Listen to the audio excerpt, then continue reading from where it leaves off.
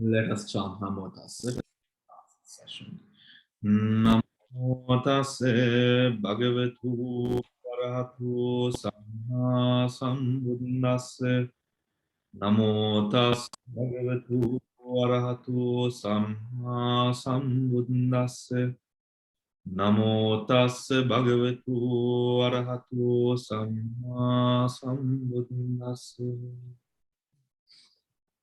All right, so page number 285.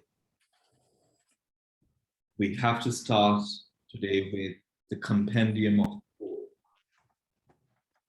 Is that right? Yes.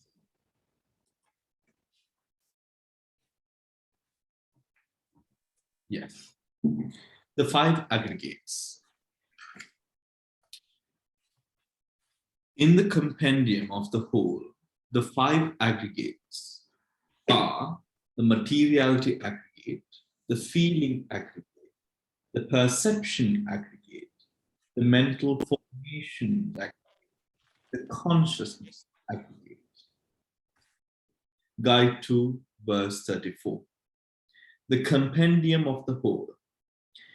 In this section, the author's purpose is to collect those schemata of the Abhidhamma philosophy that incorporate the totality of concrete entities. These schemata are set forth not for the purpose of developing an abstract ontology, but to show the range of phenomena that are to be comprehended with insight. This accords with the Buddha's statement: without directly knowing the whole, without fully understanding the whole, one is incapable of destroying suffering. The five aggregates. Here, the whole refers to the whole mass of suffering, which is referred to in, of course, the Maha Dukkha Khanda Sutra and the Chulla Dukkha Khanda Sutra, which refers to the phenomena which arise and passes away, hence referring to the five aggregates, the phenomena which causes and is the cause of life. The five aggregates.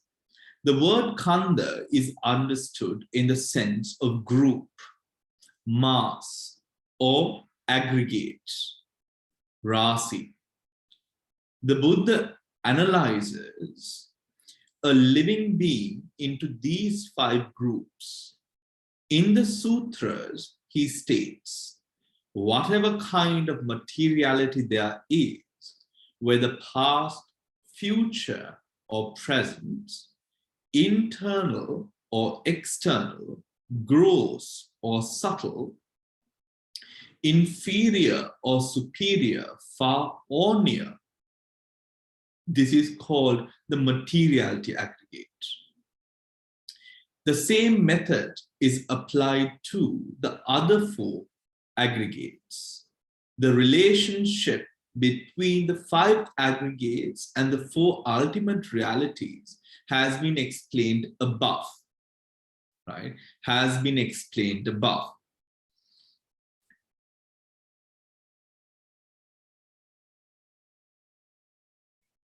Verse 35, the five aggregates of clinging. Panchupadana Khanda. The five aggregates of clinging are the materiality aggregate of clinging, the feeling aggregate of clinging, the perception aggregate of clinging, the mental formations aggregate of clinging, the consciousness aggregate of clinging. Guide to verse 35. The five aggregates of clinging. These are called Upadana Khanda, aggregates of clinging, because they constitute the objects of clinging. The Buddha states, whatever kind of materiality there is, whether past, future, or present, past, future, or present, you can also relate it in terms of the Paticcasamuppada, right? The breaking down within the three timelines, etc., connected with pains and subject to clinging. This is called the materiality aggregate of clinging. Again, the same method of definition applies to the four aggregates. Here, all components of the five aggregates that enter into the range of the four types of clinging are called aggregates of clinging. This includes the entire aggregate of materiality and the four mental aggregates of the mundane plane. The four mental aggregates of the supramundane plane are not aggregates of clinging because they entirely transcend the range of clinging. They entirely transcend the range of clinging. That is, they cannot become objects of greed or wrong views.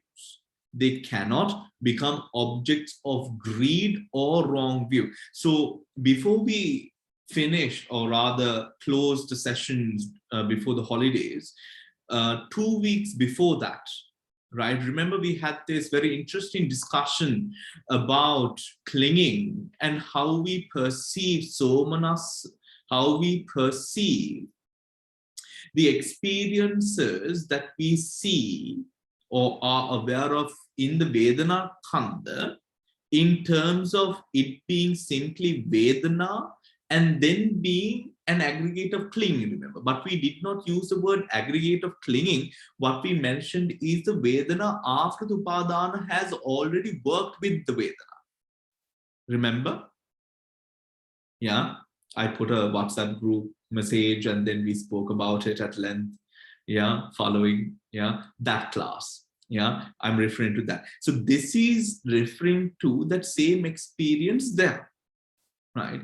Where now the five aggregates, which is the five aggregates would usually be seen as a upadana skandha. It is because of that same upadana skandha that we exist. It is because of that same upadana skandha that we create the sankharas that we do. But in creating those sankharas too, those sankharas themselves arise wholly because of the upadana skandha. Right? The difference, if we are to remind ourselves of the difference between skandha and panchupadana skandha, or panchaskandha and panchupadana skandha, the difference here is panchaskandha refers to simply the aggregate in its simple formation itself. The pancha upadana skandha refers to the way that it is taken or cognized or understood by us mundane beings, which create now the sense or the foundation of self. It is owing to this foundation that any materiality which exists is taken as me, myself, and I. The materiality which is perceived is also then taken as me, myself, and I. Right? The materiality which exists is taken as me, myself, and I. The material which is perceived through what I believe is mine is also taken as mine. Do you get it?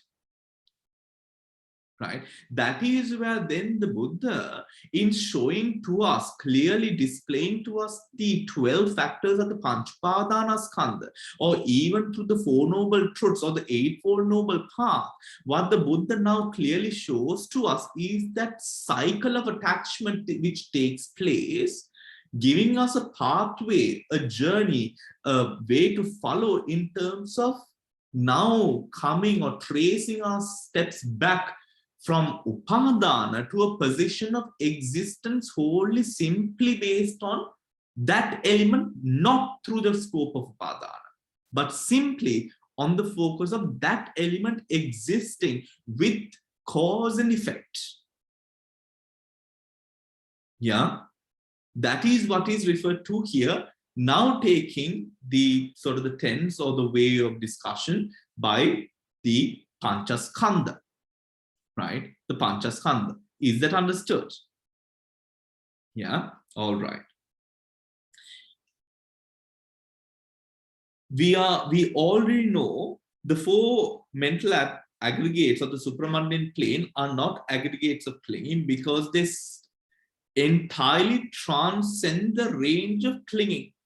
That is, they cannot become objects of greed and wrong view. We already know this, right? Those elements cannot be seen by greed and wrong view, right? It is not because of anything else. It is not because it is running away from us. It is simply the fact that it is incomprehensible by that level of frequency of thought that we have. The grossness of that frequency does not tally up or recognize that subtle supramundane level of existence. Yeah, that supramundane level of existence. All right. Verse 36, the 12 sense bases. Any questions, anyone?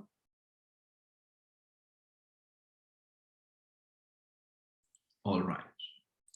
Bhante, can you please explain the Panchaskandha and Panchupadanaskandha again, please, the difference between the two?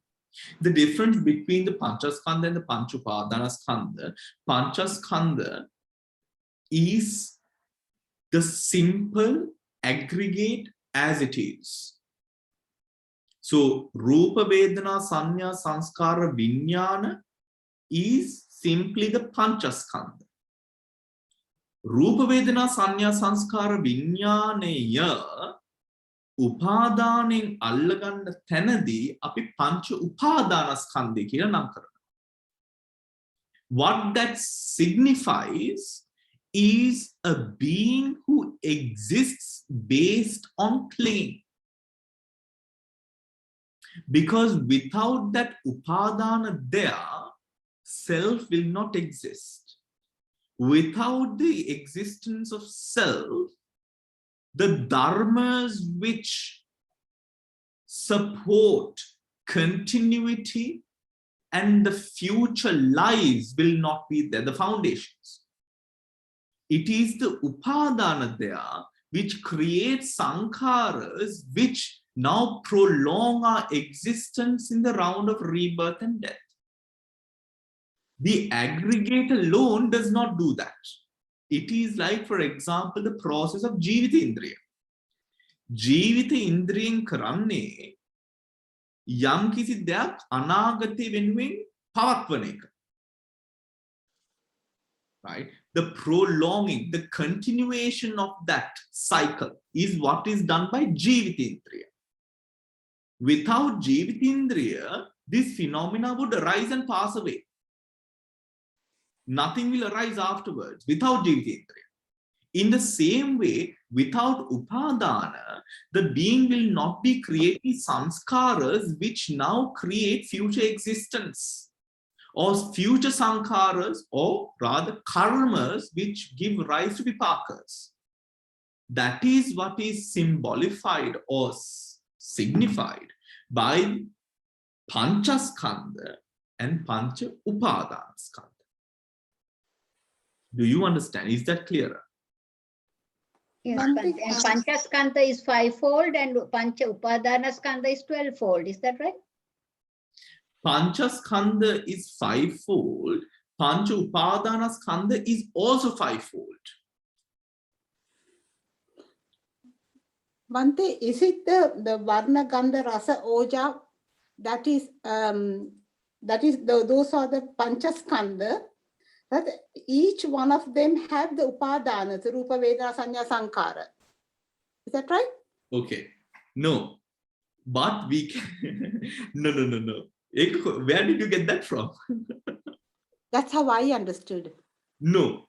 The thing is, now, as it was mentioned earlier at the start of the page, in page number 285, the Panchaskandha, these 5 divisions, right, entail and hold all of the phenomena that we have gone through in Chitta, Chetasika, Rupa, right?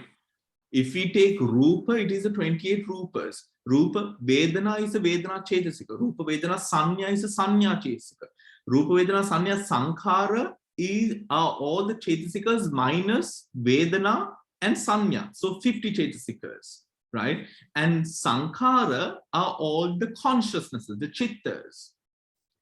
These five divisions encompass all of those phenomena that we have gone through in chitta, chetasika, rupa. Me siyalu dharmayan thula upadane hataganna. Right? Throughout all of those dhammas, upadana exists. Why? It is through upadana that we work. It is through upadana that we take an object. It is through upadana that jivita indriya continues. It is through upadana that patisandhi arises.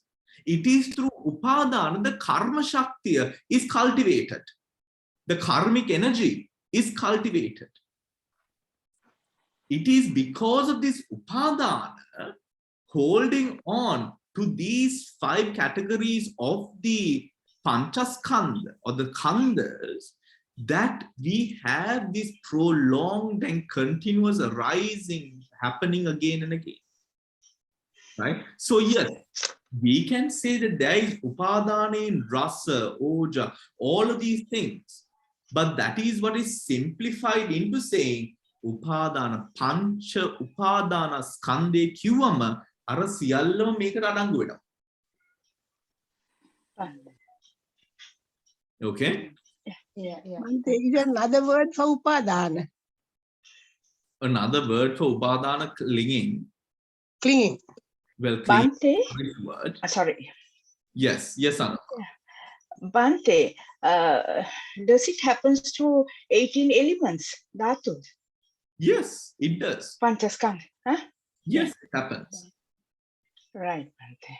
So panchaskandha is there, and it happens. It becomes panchupadanaskandha through 18 elements. No, It could be, isn't it? we can explain it in such a way. Yeah. Satcha, ayatana, dhatu, ayatana, satcha. No, skandha, ayatana, dhatu, satcha. Skandha, aggregates, ayatana, faculties, elements, dhatu, satcha, truths. In these three, skandha, ayatana, dhatu, upadana exists. In satcha, it is a bit different because satcha is the Four Noble Truths, right?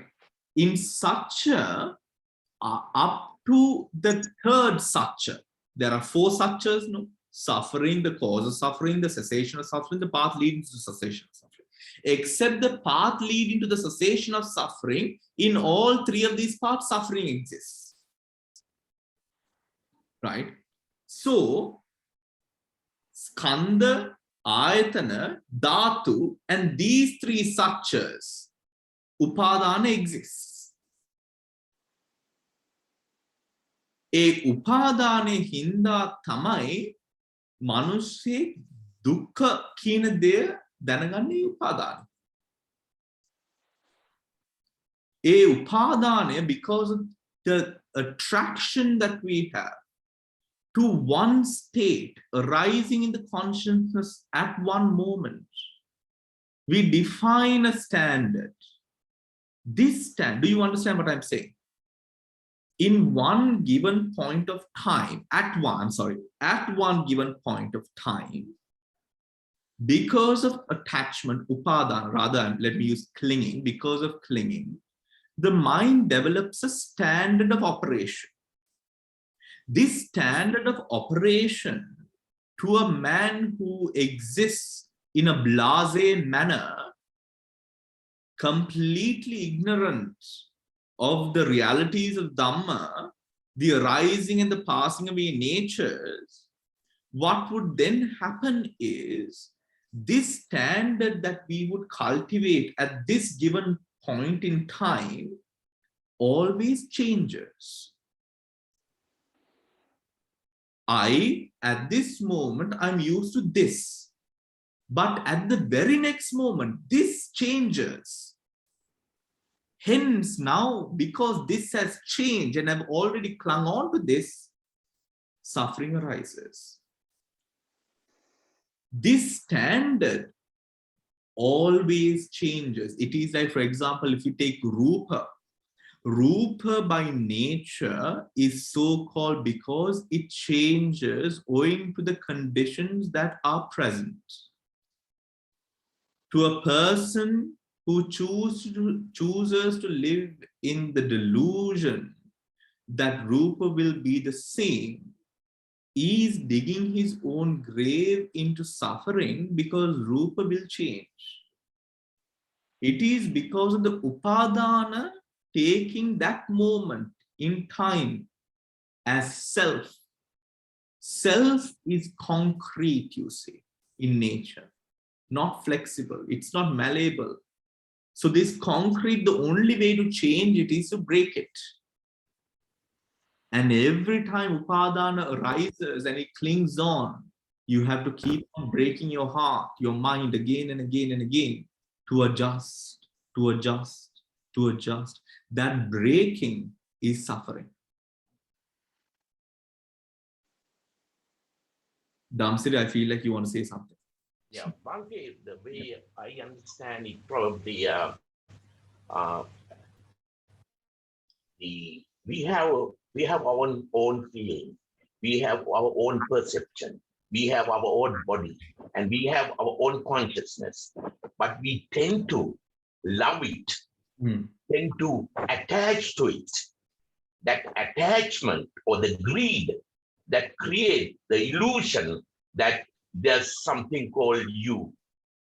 That exactly is the clinging of the things we are talking about, right? Because the illusion that makes these 5 components, right? That you like and you go for it. Yeah, because we like our own perception, we like our own feeling. So we have a greed towards it. And because of this, we have a wrong view, or the illusion brings to a mind that, oh, this is all mine because it belongs to me. So that creates your own concept of self. So that's the major part in the clinging part. But when it comes to skandha, so skandha is something that we can look at it in different personalities. Yeah. So another skandha. That's a little bit of an external thing you can see. But when it comes to Pancha Upadana skandha, it's related to your performance. Yeah. Right? Yeah. That which we are trying to understand, that why we are so self-centered, because we think that everything what we feel, everything what we perceive, and everything what we enjoy, or same as Rupa, Sabda, Gandha, Rasa, Sparsha, all are actually your own. So that's the clinging, that's the meaning, actually real realization of the clinging. We are trying to come out of it, because this is only a temporary sort of hypothetical condition we have created without understanding. But this is a very very sort of a virtual thing. Absolutely, absolutely. And you wonder this. You wonder whether whether this can be true. Whether simply by the nature of clinging, whether we can feed a sense of self, or whether there's a true self. And I think the time that we live in, especially with regards to, for example, the internet, right? The internet has created an alternate reality for people who are so vested into it.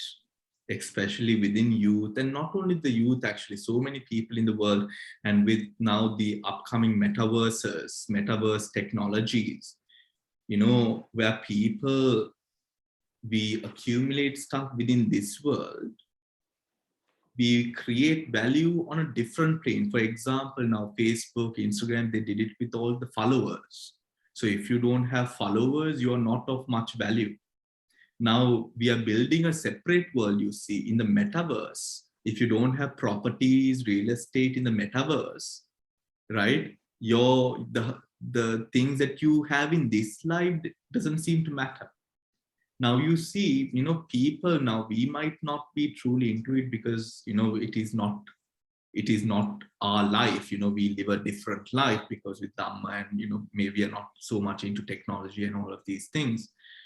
But when you observe the world, you see exactly how we create a self in places that self does not exist. How we've put life into Facebook, how we've literally given life to ourselves on Instagram, on YouTube, on these different platforms. The internet, I think, explains a part of make-believe reality to such a distinctively clear area. But the thing is, just like the internet, where we've given, now we might see, yes, the internet, you know, we pretend, or with kids who game, maybe you have grandchildren who game a lot, you know, who do online gaming. They are so caught up in it. But in the same way that we are caught up with this thing that we call life. It's like a virtual reality. It's like a virtual reality. Yeah. A simulation, isn't it? Yeah, simulation. Yes. It's a simulation. But the only thing is you have to understand. That's the important thing. Samantha has something. What about if everything is due to cause and effect, as in dependent origination, then is there a self in control of anything? If everything is because of cause and effect, is there a self in control of anything? I think here the answer is condition. Then what is controlling condition? Condition is niyama.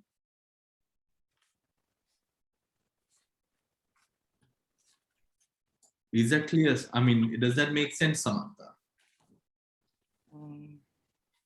Conditions, yeah. It's so if everything that's all conditional things are conditioned phenomena. All phenomena are conditioned. All conditioned things are anicca, impermanent, anatta, and dukkha.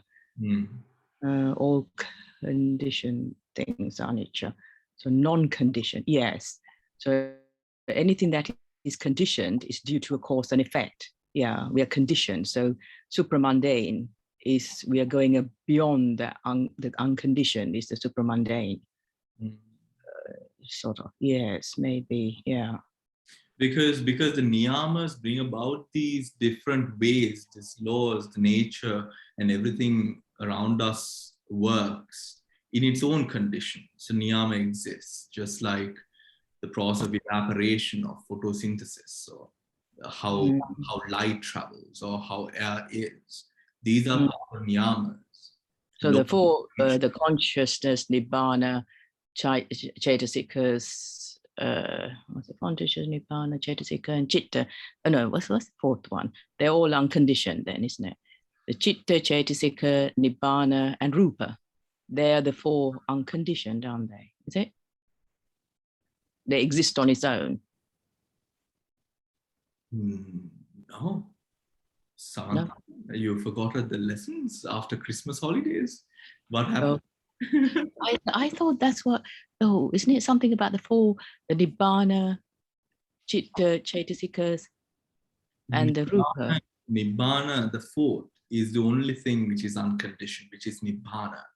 Chitta, chaitasika, consciousness, mental formations, Oh yeah, they're all and rupa are all conditioned. conditioned. Oh yeah, of course, yeah, they're in the dependent origination, yeah. And then your question is synonymous with the question of, okay, then who conditions? Yeah, yeah. Who conditions is answered simply by niyama. Niyama. So when you say niyama, what, the universe, is it? The universe, the laws of the universe. Law of the universe. Yes, Right. yes, I see what you're saying, yeah. Right. I mean, the laws of the universe. Then what are the laws of the universe? The laws of the universe can be the way that energy happens, work of energy, and different types of energy out there, how those processes comes into being, right? Yeah, yeah. Those processes on a minute level build up the experiences that we feel, hear, smell, taste, and touch.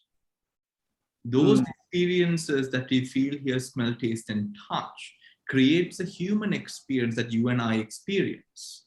Yeah. Clinging on to those human experiences is what then creates characteristics, personalities. Yeah, yeah. Characteristics and personalities create the being that we know. And that being is the one who then clings on to those different experiences of the human experience. Yeah.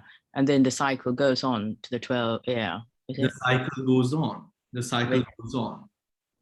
Yes, yes. Yes, I think I'm getting around there. Thank you, Bhante. Yes. Okay.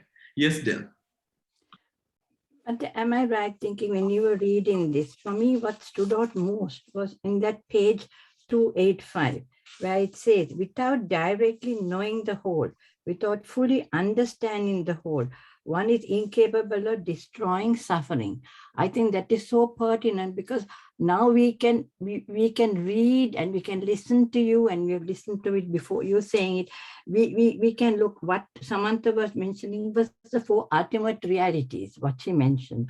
And the last one is the one that's unconditioned nibbana. Yeah, that's the one, Auntie. That's right. Yeah. I know. And I thought that's what you meant. But in the same way, we can look at the 5 aggregates as told in the Suttanta method, or the 4 in the way of Abhidhamma, and we can relate those. But those are still, Bhante, in our minds, just understanding and knowledge.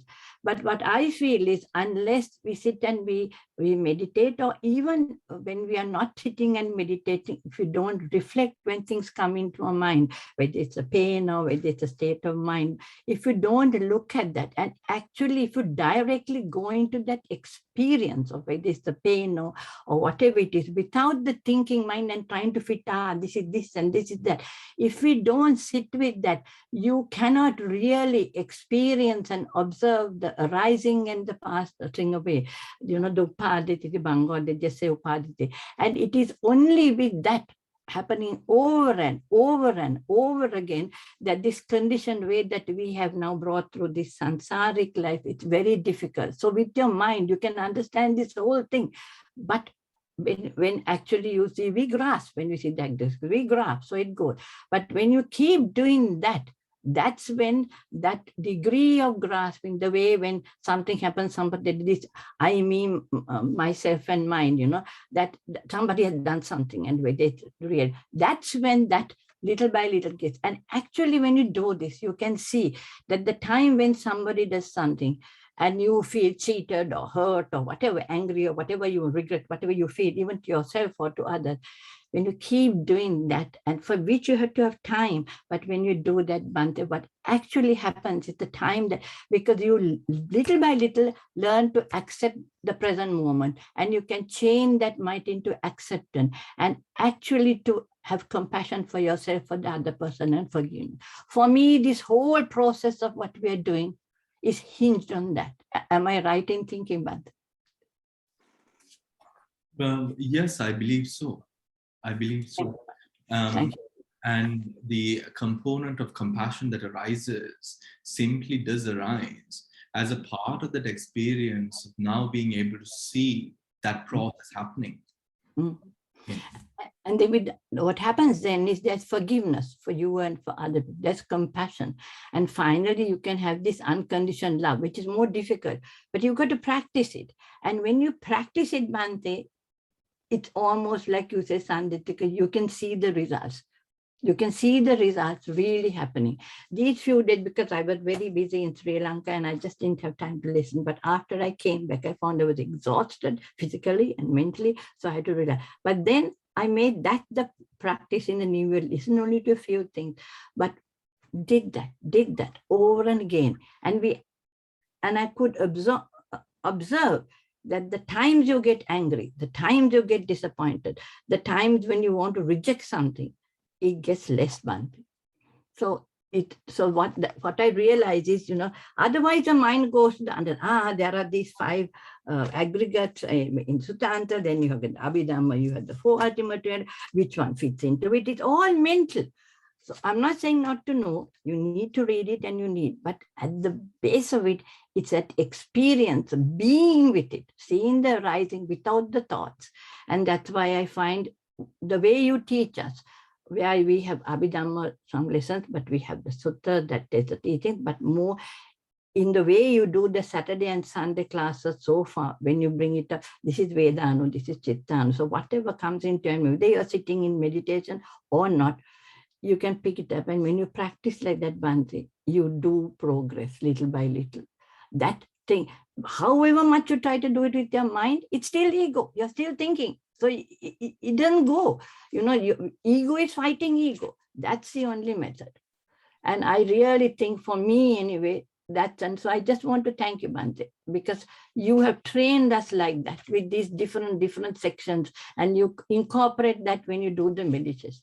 So thank you, Bhante. I just want to clarify that when I met you this time. Yes, I mean, interesting that we sort of mentioned about forgiveness, and then where would forgiveness fit in the compendium of consciousness? The Pali word for forgiveness is khana, K-H-A-N-A.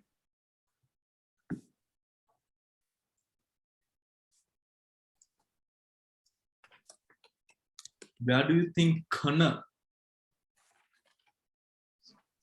comes into within the compendium of Chitta and Chaitasika?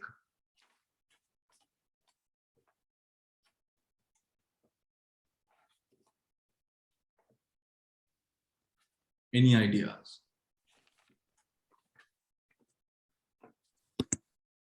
Bhante, Yes, Chamari. so as I understood the word kana, there are 3 of them in one chitta kana.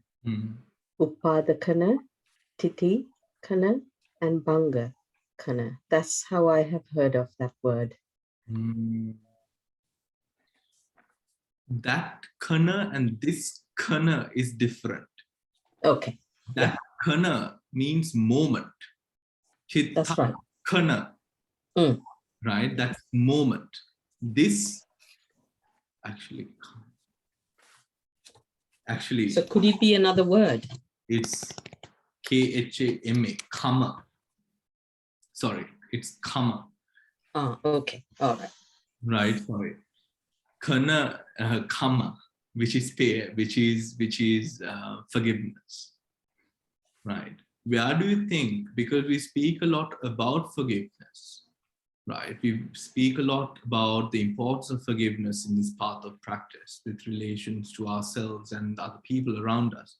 Where does that forgiveness fit in with Chitta and Chaitasika in the path? Yes, Dhamma.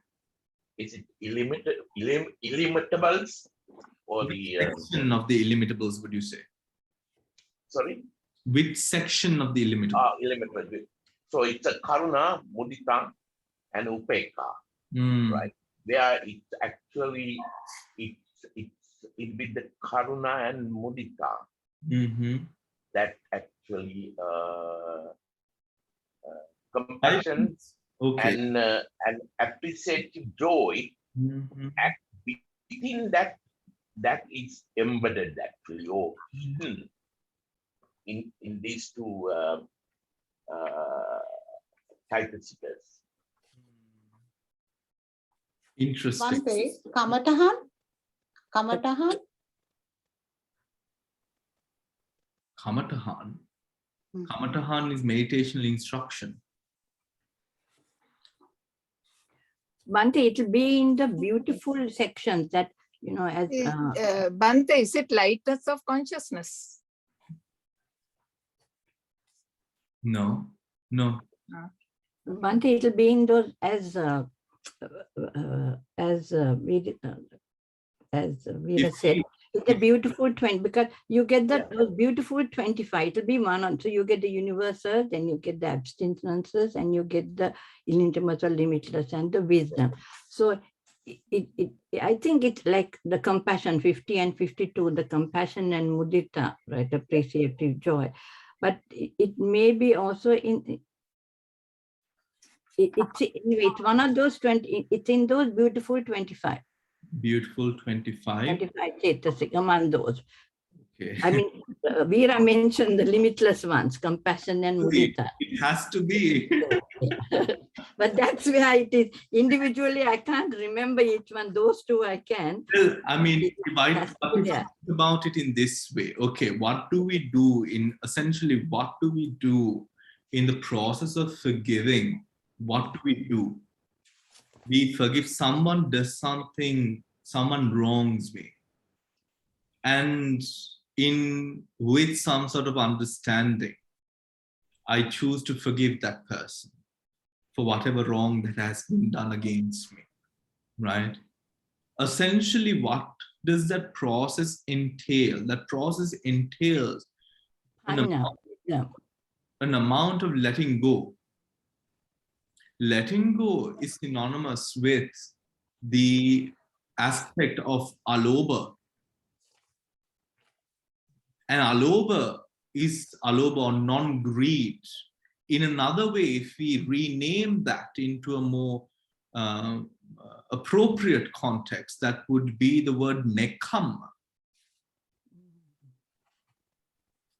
So I would say that karma or forgiveness would essentially fall into the part of nekhamma or alobha, depending on the context. Anyone else? I mean, does anyone think otherwise?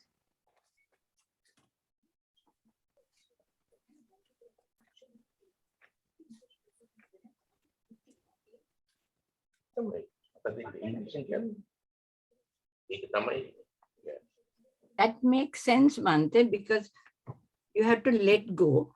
So that's nekamba, and adosa, because that is also letting go. Lobha is so. But I would have thought wisdom also, because why do you let go? Why do you do it? Because you have the wisdom that clinging, like the four noble truths. Alobha, adosa, and amoha. Amoha is an attribute which arises synonymous with wisdom. Yes. So then wisdom would arise with alobha and adosa. Yes. Bhante, maybe we can add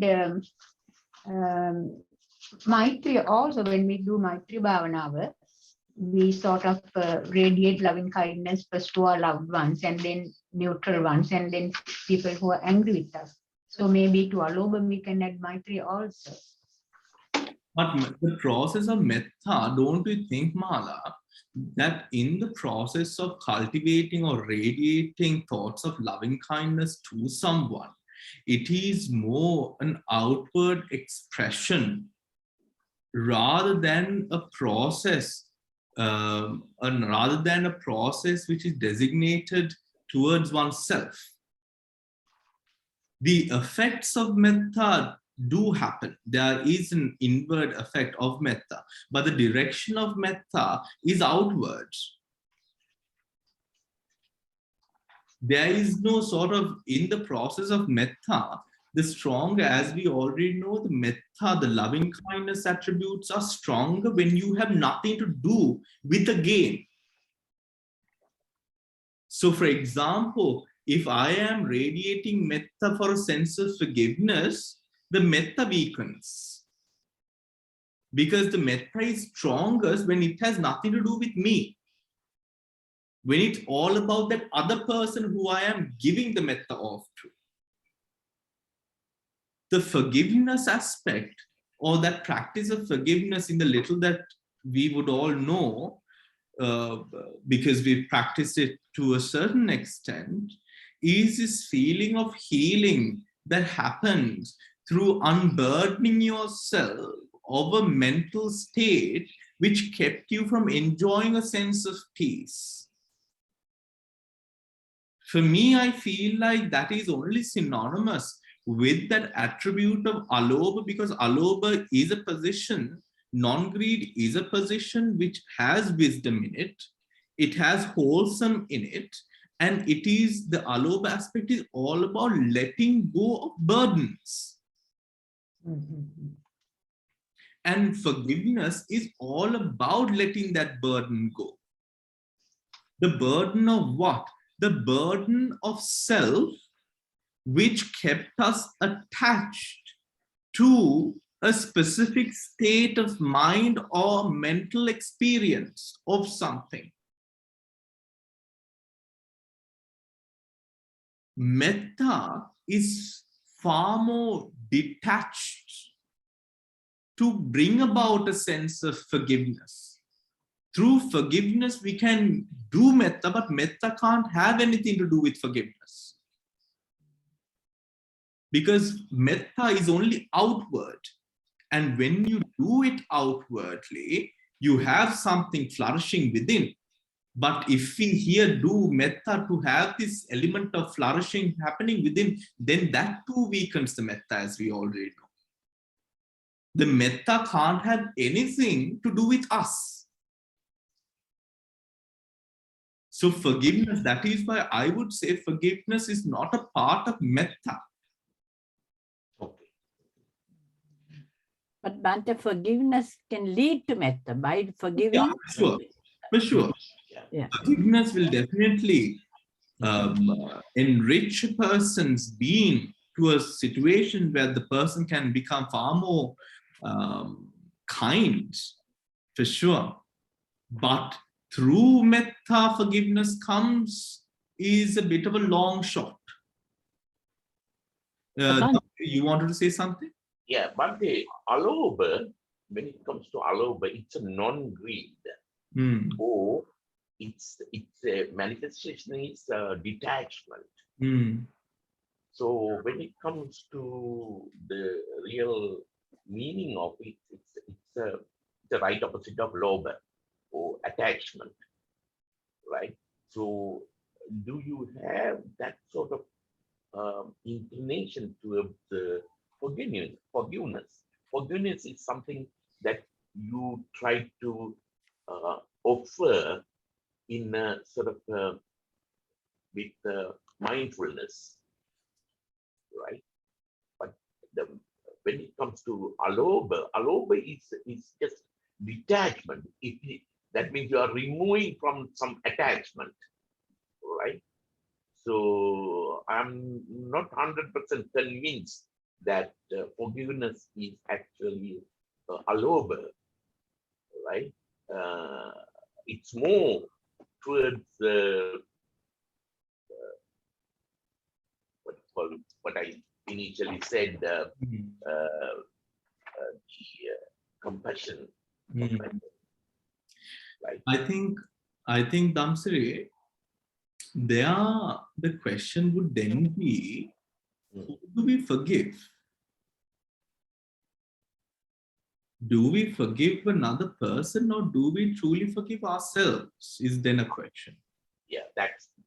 Yeah, but depending on answer, so we can actually go either direction.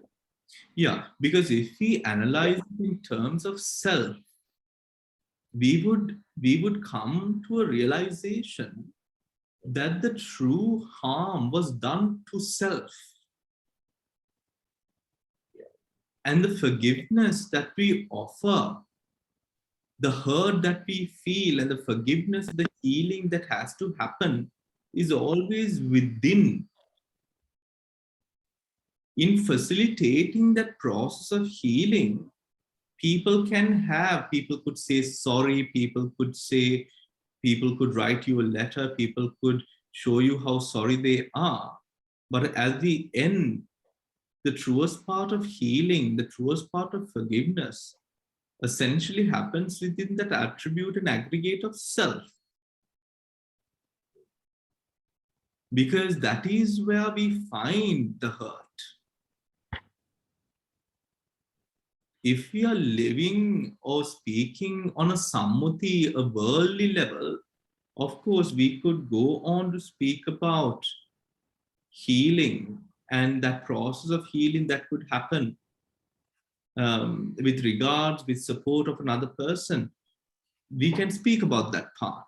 And then we can bring in, I believe, metta, mudita, karuna, upekha, we could bring in all those attributes. But if we truly sort of focus on the true essentials of self and how those elements come together, I believe that that sense of true forgiveness is curated within rather than external. One thing, what about then like ego and the ignorance? It could be the ego and the ignorance, because that is why you are hurt. All self. Ego is self, and within that ignorance exists, isn't it? Avidya and tanha. Yeah. Yeah, Bhante, that's what I was just... what you're saying about self, it's so real. It's a crux of it, because it's because of you have that sense of self, which gradually goes with this upadititi bhango of seeing rising and falling. If you don't let go of that sense of I, me, mine, and myself, and yourself, then how can you forgive? Because there's somebody doing something to you. So the crux of it is that self, the ego or the personality. So this is why I said that's really where that it begins with that. Seeing this upadititi bhanga and you seeing all those falling away, then it is self, it starts falling away. And then when the duality is no longer there, it's easier to do adosa, it's easier to do amoha. And then of course the aloba and adosa, and then of course amoha comes in, and that's where the panda comes in. So that's the part. And when those things happen, Bhante, then you can have compassion, and then you can forgive, and you can develop metta as well. So for me, I see this all as a process. Yeah. Definitely is a process. Yes, Samantha. Yeah, that's what I was going to say. I mean, like the mere word forgiveness to me indicates that there is a self, because you have to forgive something or someone, and it comes within. It is the self that needs to forgive in order to have a peace of mind for that self. And if you, the Brahma Viharas, if you are supposed to counteract with the Brahma Viharas, if you sort of like practice those, the metta, karuna, blah, blah, blah, then your mind will be, the mind will be in a strong position in order to focus, and be in a place to let go easily. Yeah, and I think that is also the specific reason, Samantha, what you just mentioned is the reason that we don't find a consciousness or a mental formation, a chetasika, wholly dedicated to experiences such as khanti, such as now forgiveness, because these are all sammutis, creations of mind, wholly embodied in the fact of the existence of self. Yes. Existence of self. Because we find so many stories of people without that sense of solace that people might have sometimes. People who've wronged them tend to sometimes live good lives and die happily. And people who have been violated and wronged find themselves in a situation where they cannot move past it, because they cannot imagine why this person who's wronged them so badly has got to live the way that they did. Yeah.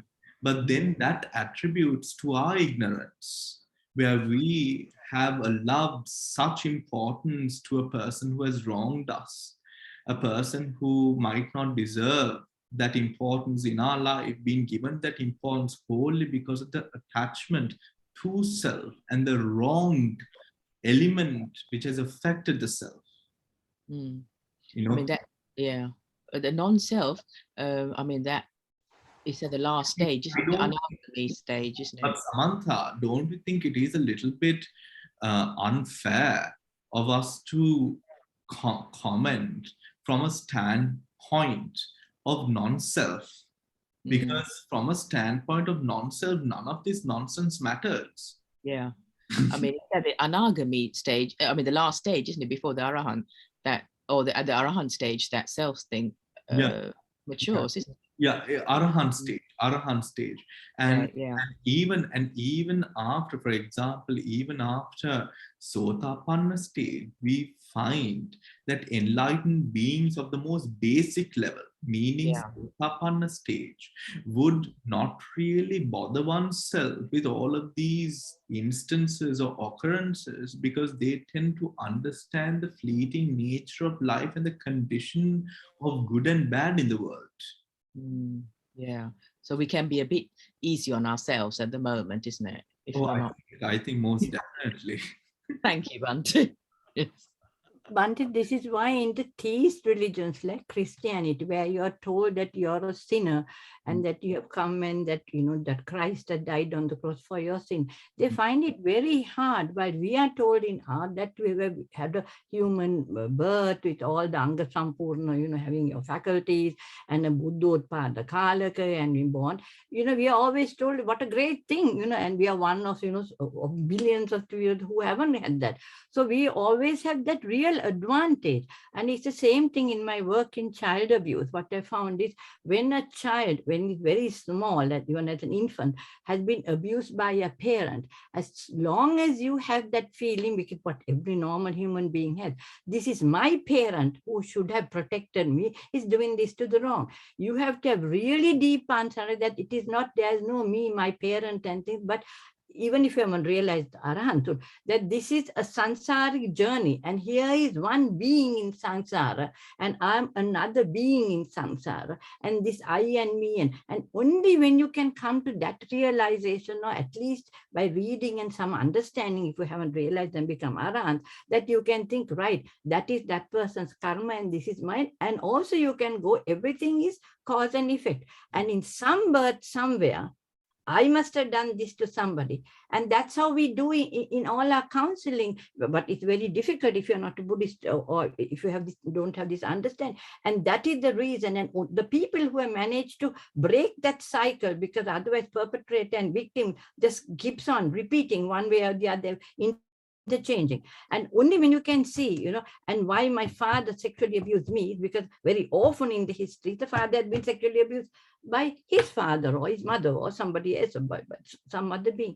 So really, I mean, I think we are extremely lucky in the Buddhist, having come across Buddhism either at birth or later on as you, and you have a much greater understanding that you have had at birth, to have to come to realizing that we are all beings in samsara. So you know, I had an experience when I was in Sri Lanka where a family member did something.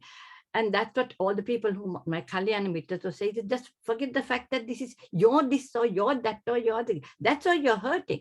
Just for these are beings in samsara. And as soon as you thought like that, did it really matter? This is the samsaric being going, and this all this thing was because it was my mother or my somebody or my thing. So for me, the beginning and the this whole thing of this suffering is this feeling of I, me, and mine. And because we have been taught that we have lived many lives before, we are beings in samsara. You come together for a moment in a room. That's the only thing. And you try that and see immediately, you know, that this horrible thing that somebody, your mother or brother or sister or husband did, just gets almost harmed immediately. And when you are 3 or 4 Kalyana Mitras showing that all the time and speaking to you, you know, it goes out of your mind. It's somebody doing something. And every time when it comes into your mind, you also have the real. If I think like this, and I have either hatred or revenge or poor me or any one of these horrible things, every moment, and the tikshakshanas, thousands and thousands of fractions of moments, I'm attracting the same things. And in my life, I'm not only a human being now, but I have been a murderer and whatever, all these horrible things I have also been. And I'm going to draw all those. But that understanding, even when the thought comes to you, very soon you want to drop it like that. So for me, this whole thing depends on that. This understanding, even though we are not sotapanna, what this understanding and having kalyana mittas who show you when something else and it's cutting like a raw wound. And I mean, for me, that's what this part is about, Bhante. This is the way you can limit your suffering in your daily life, in your family life, in your work life, or whatever life you have, in your physical pain, in your emotional pain, your mental pain. All these things happen with that understanding. We are sansaric beings who have lived many, many things, and these challenges are going to come because we have been kings and whatever, but we have been murderers and beggars and prostitutes and all the rest of it. And when our mind states are, when we think somebody has done something to us, of course we will feel anger, we feel resentment. But if you are aware, who are these people? They are not my brother or my sister or my somebody, right? They're just beings in samsara, we just come together. So that understanding, I think the more you have kalyana mittas, teachers like you, the more you listen and you come and you reflect. Sitting on the cushion, out of the cushion, doesn't matter. But the more you bring, your suffering gets less and your peace of mind gets more. I'm just talking through sheer experience. Sure. But I must also, something that just popped into my mind, Dil, while you were saying what you were, is now when we take the approach the Buddha has had, both in the sutras as well as the Abhidhamma, the way that it has been laid out, we know the Buddha talks about a conventional reality and an ultimate reality. In no part does the Buddha deny the importance of conventional reality when talking about ultimate reality. He does not sort of put it down, or he does not say that this is useless, right? It is on the basis and the foundation of convention that we are able to form a secure path leading to the ultimate, right?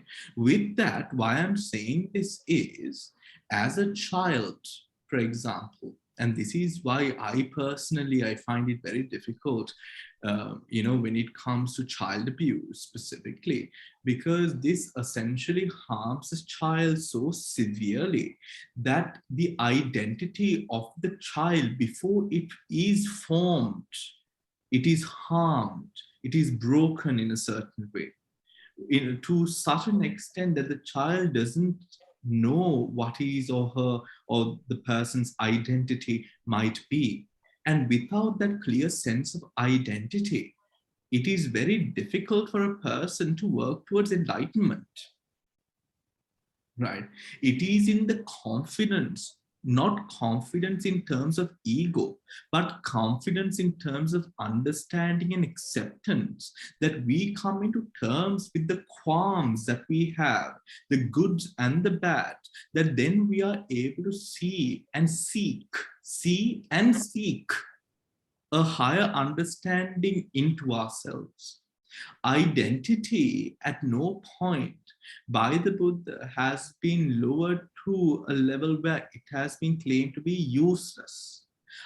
Delusional identity, the Buddha has said, is harmful. Delusional identity, where you believe in yourself to such a delusional level that it is not true, that you are living on a cloud nine that does not exist. But identity is important, because identity is a foundation from which you start the work.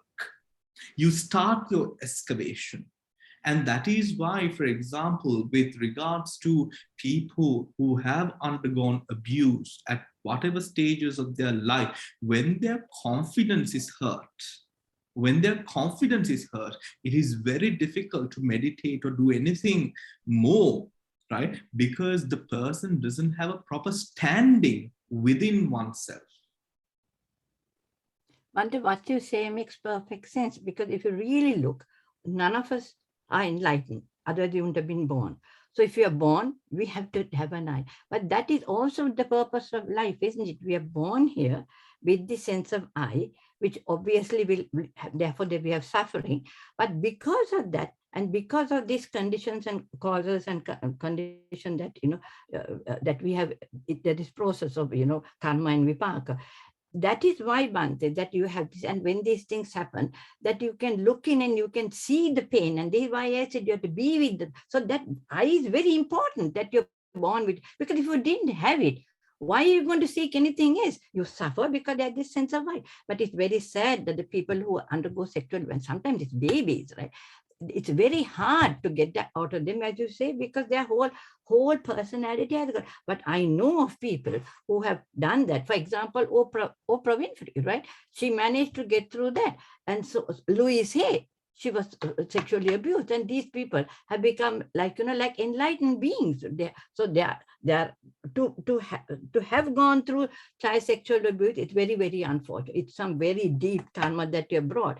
But then to be able to get out of it, it's very difficult. But people have gone through, and they are like Louis say, like Brandon Bates, by all the Oprah Winfrey. They are all people like that.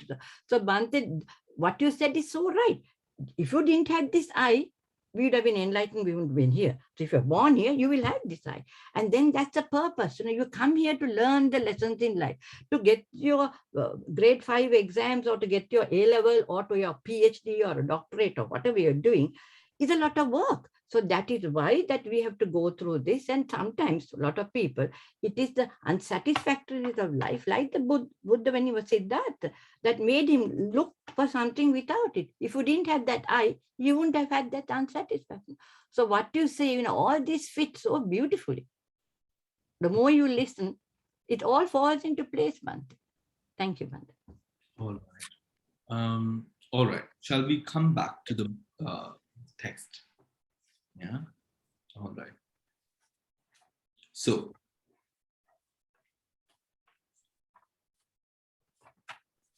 the 12 sense bases. The 12 sense bases. The 12 sense bases are 1, eye base, ear base, 2, 3, nose base, 4, tongue base, 5, body base, 6, the mind base, 7, the visible form base, 8, the sound base, 9, the smell base, 10, the taste base, 11, the tangible base, 12, the material object base. Right? Guide to verse 36. The 12 sense bases offer another perspective on the whole. From this perspective, the totality of concrete entities is viewed by way of the doors and objects of consciousness.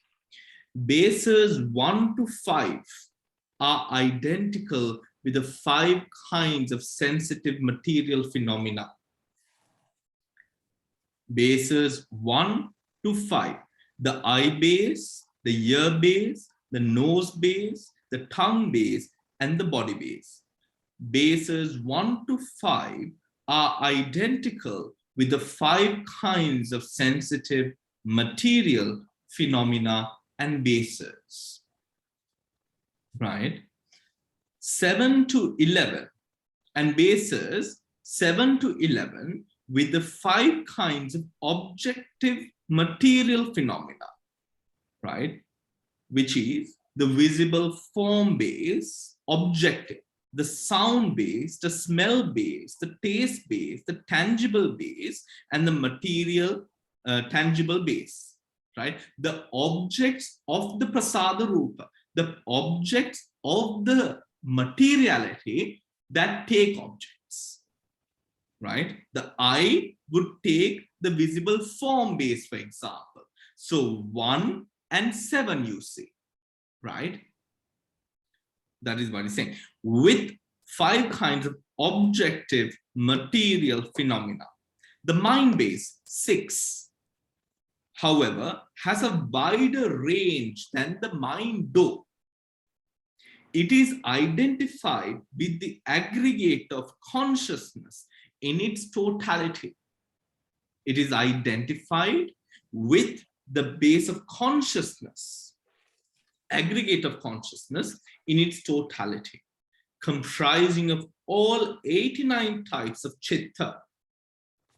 The mental object base does not completely coincide with the mental object, Dhamma Rammana, but includes only those entities not found among the other bases, but only includes the mental object base does not completely coincide with the mental object Dhamma, but includes only those entities not found in the other bases. Do you understand? Right?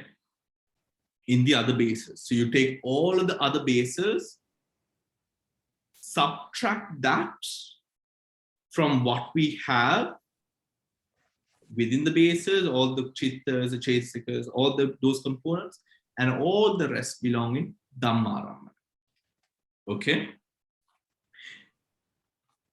Thus, it excludes the first 5 objective bases, the 5 types of sensitive matter, and chitta, which is identical with the mind base.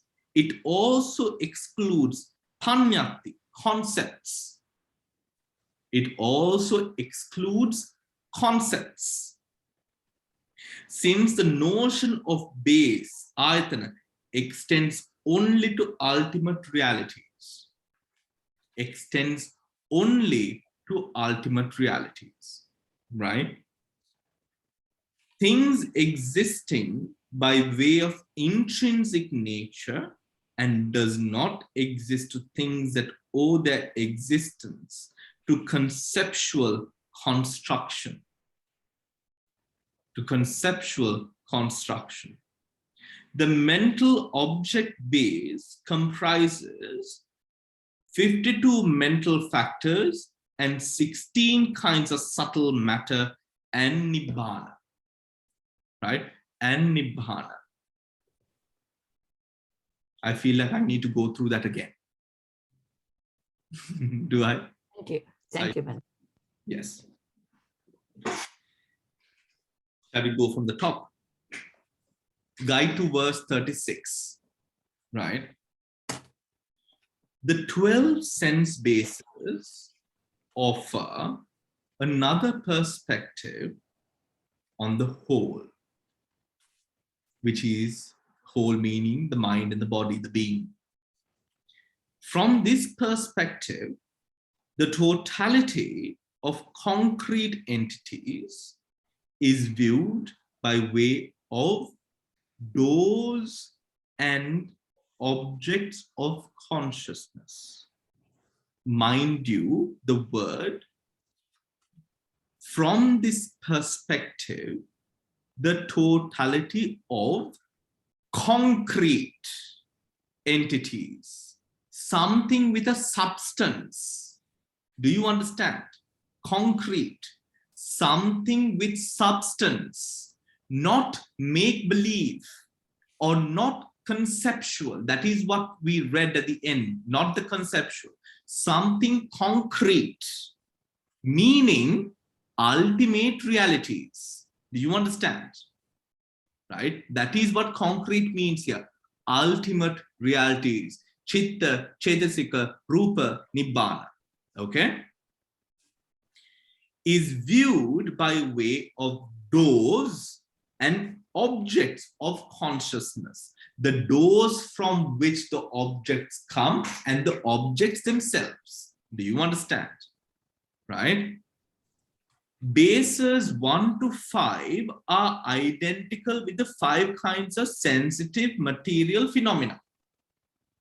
It is through the sensitive phenomena that we hear, smell, taste, feel, and see, right?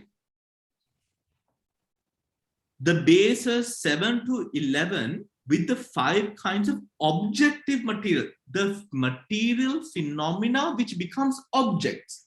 The eye sees, the ear hears, the nose smells. Those phenomena fall into that category, 7 to 11, right?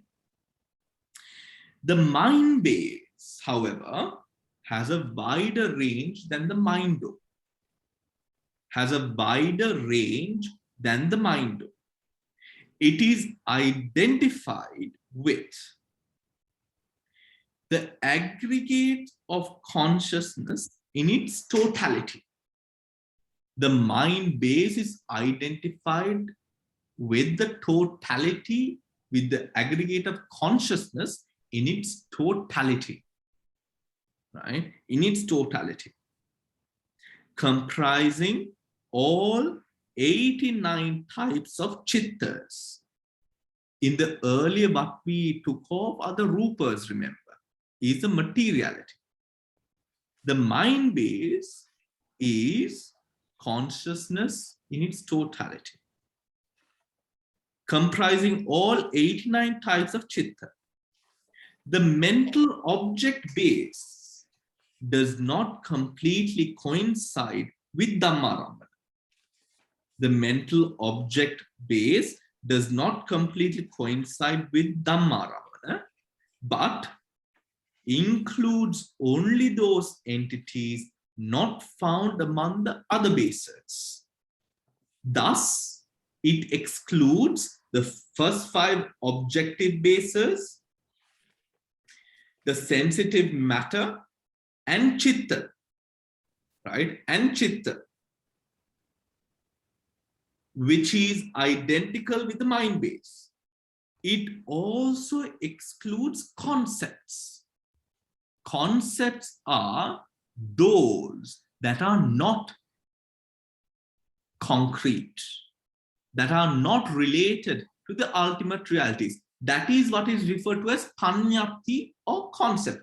We take all of that out, right?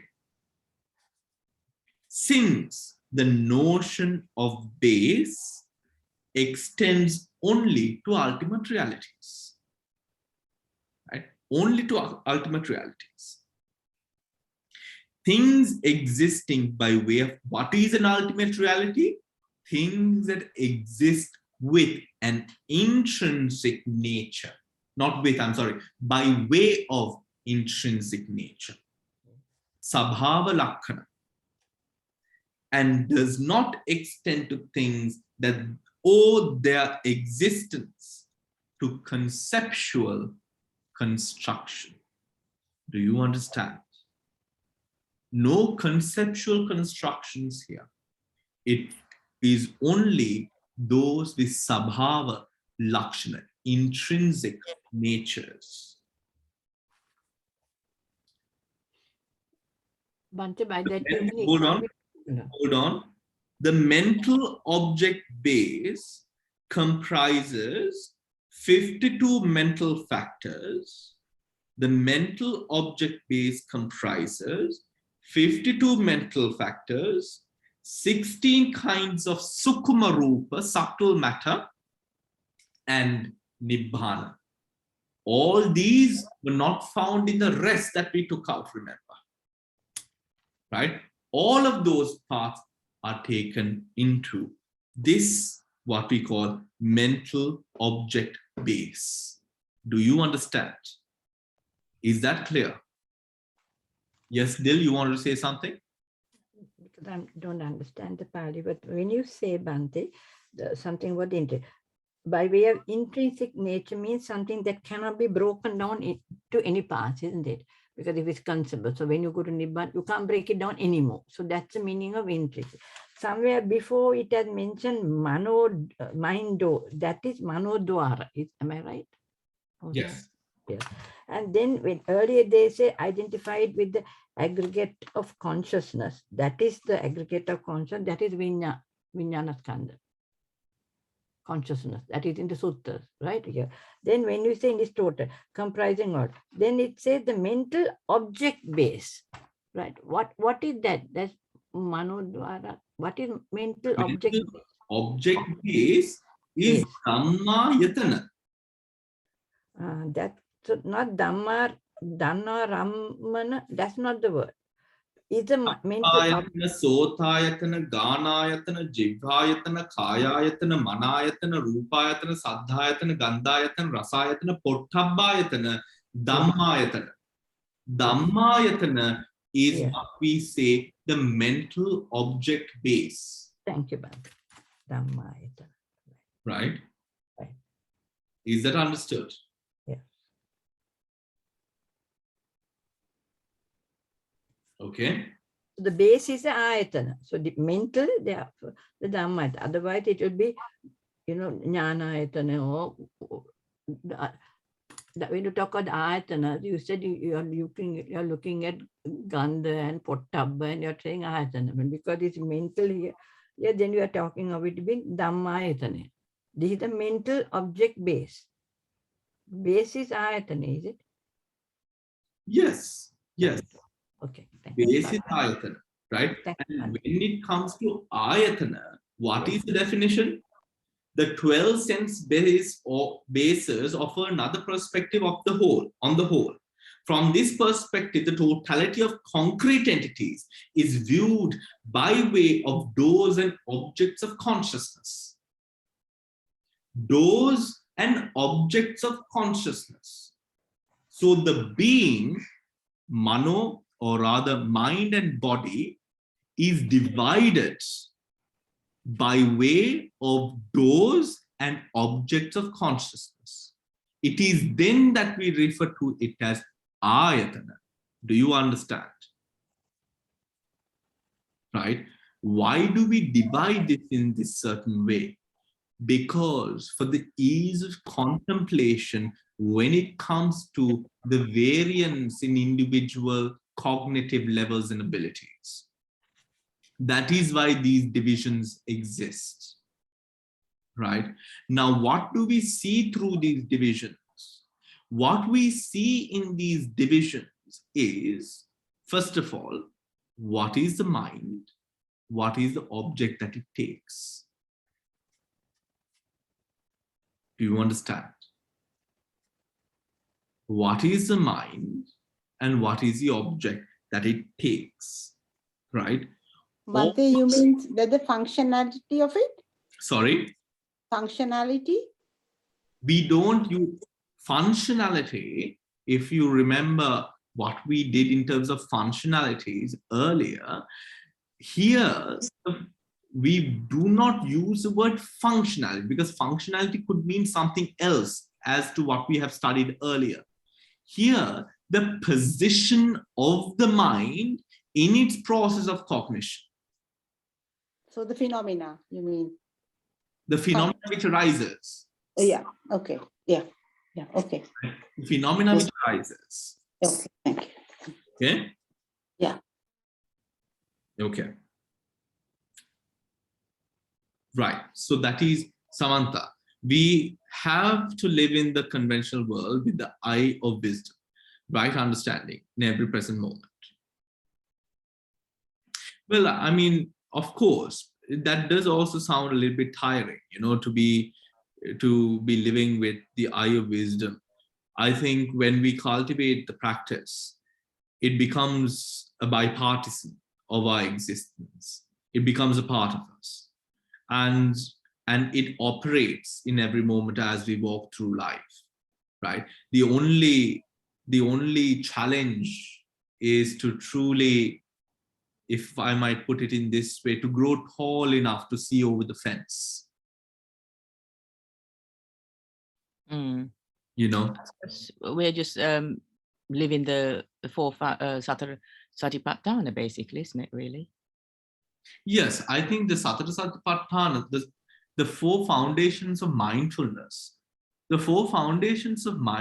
can be rather advanced.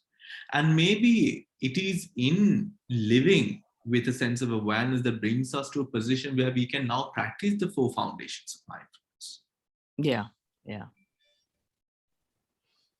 You know, because even with regards, if we take the Eightfold Noble Path, the Eightfold Noble Path starts with right view. For a person to cultivate that sense of right view, that person has at that moment a little bit of wisdom. And this wisdom, you know, some people truly do get, you know, they get a bit emotional when, you know, we might say, you know, for example, in Buddhism, it says the Buddha himself said that Dhamma is for the wise. And you would ponder on it in a way, and sometimes if we don't grab the right end of the stick, or, you know, we might take it in the wrong manner where we might assume that the Buddha was relating or was a little bit, you know, pulling it on to people who are educated. This has nothing to do with education. This has everything to do with the sight. It has everything to do with the sight. And sight, most importantly, sight that is unhindered. Sight that is unhindered. Sorry, what do you mean by sight? Sight. Sight. Sight. What? Sight that is unhindered. That's the knowing, the intuitive wisdom, the knowing. It's not the intelligence of the cognitive power. It's That's not what- knowing. It's Yeah. not knowing. It's the ability See, to see see. without Yeah. the hindrances affecting your view. Mm. Yeah. The 5 hindrances. Too technical, Samantha, too technical. Why are you being so technical all the time? Oh, I thought Bhante was being technical, but normally I'm not. I'm quite simple. But Bhante was talking Abhidhamma. I thought I raised the bar a little bit. So I think I'll keep my, quiet next time, I think. No, I'm not sure whether I'm saying the right thing, so I think I go into deep waters.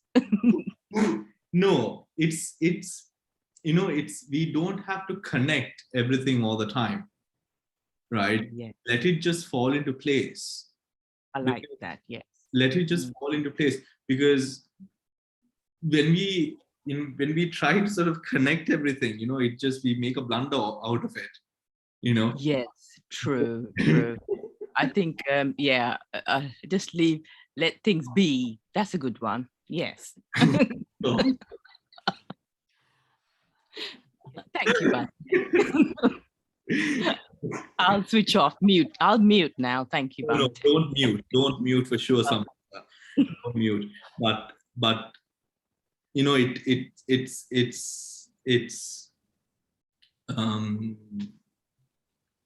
it's quite a position to sort of put into words, because when you meditate, or when you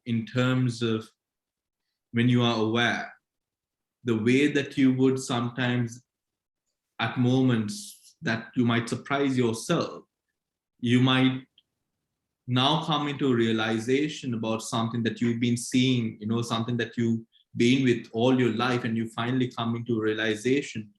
And then when you explore the nature of that realization, the foundations of that realization, you come to see, at one minute moment, a passing moment, with the settling of mind, through the settling of the dust, as it says in the sutras, you come into this realization and understanding of the moment so pristinely clear and relatable. Now it is like that aha moment, that everything is so clear. That is what is referred to as sight. That is what is referred to as sight. And yes, we are juggling a lot of words. How many words have we gone through today itself? We are juggling a lot of words. Remember, don't be bothered by understanding all the words. Just understand the process of it, what it does. And then it becomes infinitely more clear as to why they are there. Or else, we just study a theory that we know nothing about. Right? That we know nothing about. We do not need to connect everything. Let the connections will happen. When the mind is stable and calm, those connections will just happen. Right? Let that happen. So because we are, the doctrine that we have it's so well explained, and there is a clear path. Right? There is such a clear, methodical, systematic, laid down path of practice. And if we try to take it too theoretically, it doesn't make any sense, right? And I remember with my personal experience, I studied Abhidhamma quite early. I did not understand any of it up until I truly went into monastery and started meditating. Right? Then everything started fixing into place. I didn't even understand what this moment of consciousness, what this moment, this chitta-kana, what this means, upada titi banga. I didn't even understand that simple thing. Right? It was only once you sit down and you realize, there it is, the arising, the processing and passing away, that's the Chittakana, isn't it? Right? Then you get it, then you understand it. You know, we might be following all of these things that we do, this, you know, this is a lot of theory that we go through, a lot of deep stuff. But remember, all of this can be quite and rather useless if we do not understand where or the way it works. You know, not the names, but rather the way, the natures by which it works. Right? That's the important part to grasp and hold. Right? To grasp and hold. The reason why ayatanas, where we do not take panyapti, because panyapti doesn't make nam and rupa. Nam and rupa might take panyapti as objects, but it doesn't make nam and rupa. Hence, we only take matter with intrinsic nature. Right? Because a panyapti, an imaginary phenomena, will not make this part of skin. It will not make that component of mind which harbors anger. It might lead to anger, but it will not make the anger. If it doesn't make the anger, then it is not a part of the being. If that consciousness doesn't arise by that power, then it is not part of the ayatanas, because then it is not held on to by self. It doesn't form self. Do you understand? That is why we explain, or that is the spirit by which we explain ayatana. Right? Ayatana. So that is all for today, everyone. I'll see you again next week for the Abhidhamma class. We are having meditation for 1 hour in the morning tomorrow. If you would like to join, right? And I've emailed all of you the new sort of schedule that we have.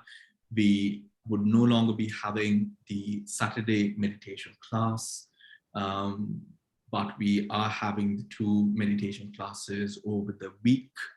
For you all can very well join. We have the Sunday meditation class happening. There are a few classes that are going to be starting for the beginners as well.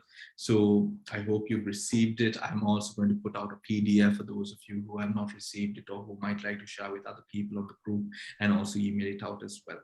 So thank you everyone for joining in. It's lovely to see all of you in the new year, and take care and see you later. Good night. Yes, Bhante. Answer night. Yes. Thank you, Bhante.